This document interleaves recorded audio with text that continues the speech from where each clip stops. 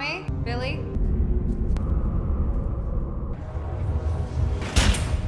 You didn't think you were the only magical girl in town, did you? The name's Agatha Harkness. Lovely to finally meet you, dear.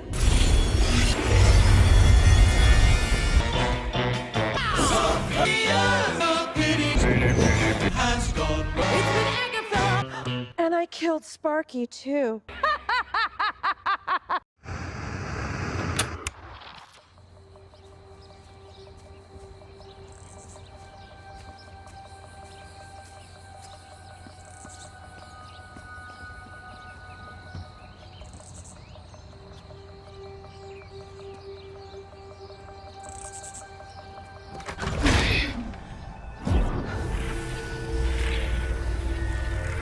Snooper's gonna snoop.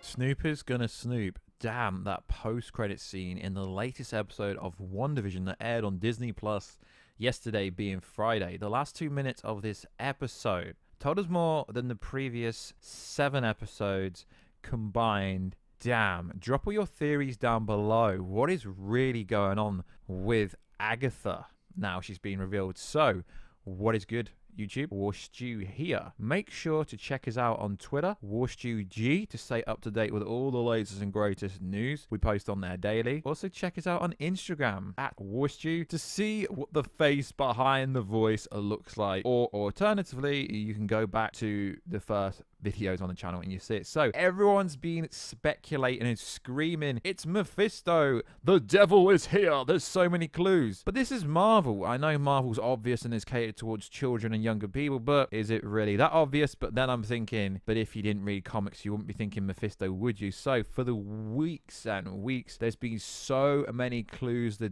devil is here, it's for the children, and you know, the House of M storyline, and we all know where it's going. So is Mephisto really the villain? The X-dimensional devil? Is he really behind everything? So last week's episode, Marvel made it obvious that AGNES was lying in the scene with Vision, where she was confused and she didn't know what was going on, because really she's been behind everything. Or has she? I'm not too sure. What about Uncle Ralph? Where is Ralph? She keeps referring to this item, this animate item called Ralph, who we've never met. It even went as far to show every time she stepped in, she was responsible for bringing back Fox's Quicksilver, because Wanda wasn't lying when she said, I didn't do that. So we've got Quicksilver coming into the mix as well. And it's a cop-out excuse to say, yeah, it was Agatha, she did it. Yeah, cop-out excuse, but it is Marvel after all. So AGNES finally revealed herself to be Agatha Harkness right at the end, after everything. Every comic book fan knew it was AGNES straight away, but the general audience didn't. So they've been trying to tell us that she's been behind everything, even behind the camera. And when she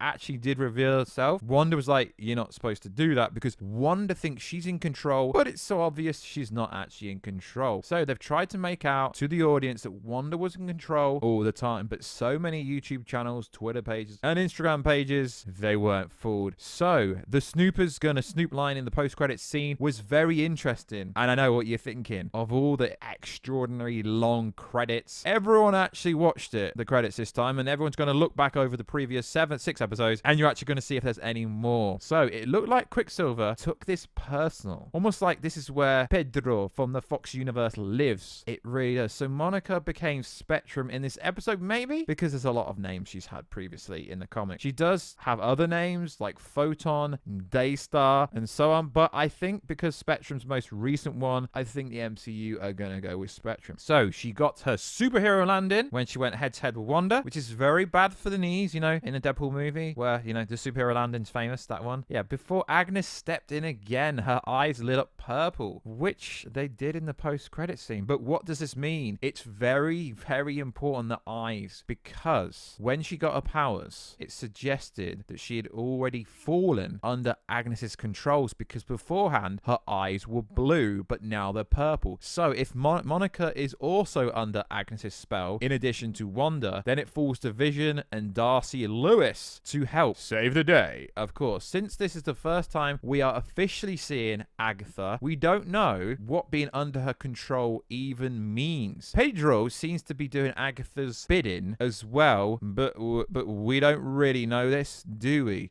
So who's really in control? So there's a pinnacle scene when Wanda goes downstairs to the basement where the children have gone missing, which again does allude to Mephisto potentially being behind this. There is a hidden player, so there's colors in this. There's a color scheme. Wanda's red, and it appears that Agatha's purple, but there's another player in the game. There is an orange-ish color that glowed around a mysterious book in Agatha's basement. Now, I'm not going to try and pronounce this book, but essentially it's the Book of the Dead. I will butcher it. But what's interesting is Kevin Feige has spoke about the concept of the multiverse kicking off in WandaVision, but that doesn't mean everything's multiverse based, but it kind of does, because, you know, we get the Fox version of Quicksilver come into the MCU, which kind of does kick it off, extending through to the third Tom Holland Spider-Man film and coming to a head with the Sammy Raimi's Doctor Strange sequel, which just happens to co-star Elizabeth Olsen, and she's currently shooting it in London. Is my city, man. She's currently shooting there. The mention of Nexus in this week's episode's fake commercial would hint to a big multiverse story centering around Wanda is indeed potentially. But also, speaking of Sammy Raimi's Doctor Strange, at one point the character of Nightmare was supposed to be the overall villain of this arch nemesis. But whatever happens in WandaVision, if it is Mephisto, if it is Warstu, if it is Nightmare, it's not going to end in this series because she's co-starring. So if it is going to be Wanda overall, which some people seem to think, then it will co-star. But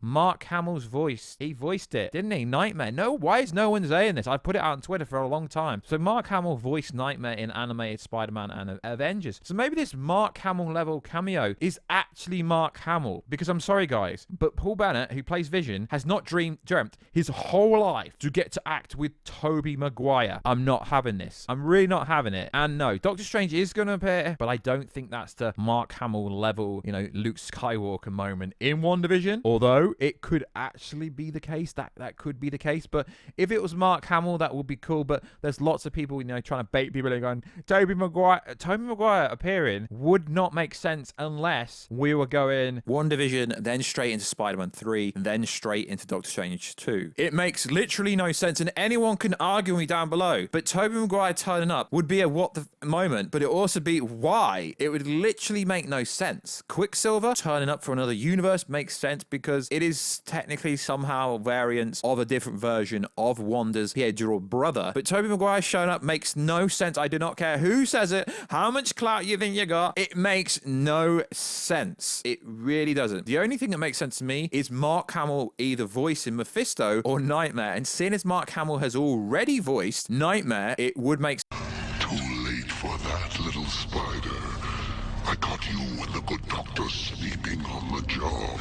And now the world belongs to Nightmare. sense, and literally no one online is saying it. So, as I said, Marvel fans have been speculating evil lurking in Westview for weeks and weeks, trying to figure out if the devilish known as Mephisto or the reality manipulator known as Nightmare is going to be the overall villain. Now, I think Nightmare does make a lot of sense because it's called Multiverse into the Madness or Madness into Multiverse. I really don't care for these titles because Thor Love and Thunder sounds like a freaking porno. So I just call it Doctor Strange 2, but having a reality manipulator known as Midnight appearing in the MCU makes a lot more sense to me than having Mephisto, although there are so many Mephisto hints, you know, for the children, the Satan himself. Obviously there is a lot of continuity from the comics that it really could be Mephisto, but I've been talking to a bunch of big time YouTubers and big time creators, and we're all thinking it's Nightmare. Hardly anyone actually thinks Mephisto is the overall villain, although we all agree agree. We all think Mephisto and Nightmare will play a part in Phase 4 and will play some kind of variance in WandaVision. So like always, guys, let me know. Is this connection right? Is Agnes's boyfriend, husband, Ralph, actually gonna be Nightmare, or is it gonna be Mephisto? And like I keep saying, regardless to whoever said character is, we're not gonna see him for much more than a few moments, maybe 5 minutes tops. There's obviously gonna have to be some badass fight between Wanda Maximoff when she actually becomes Wanda Maximoff, but more realistically when she becomes Scarlet Witch, because she's not been dubbed that yet properly. And I mean, what, Scarlet Witch versus Mephisto, Scarlet Witch versus Nightmare? Yeah, that sounds a lot better. So like always, guys, this isn't a review, it's just a speculation. It's just kind of like a little theory video. I do really like the show, I just don't review it at the moment, and seeing as there's 2 episodes left, I won't be reviewing it. So like always, guys, check us out on Twitter, WarstuG. Check us out on Instagram at Warstu. That would be much appreciated. I do stories all day long. And like always, guys, if you like the content, make sure you subscribe to the channel,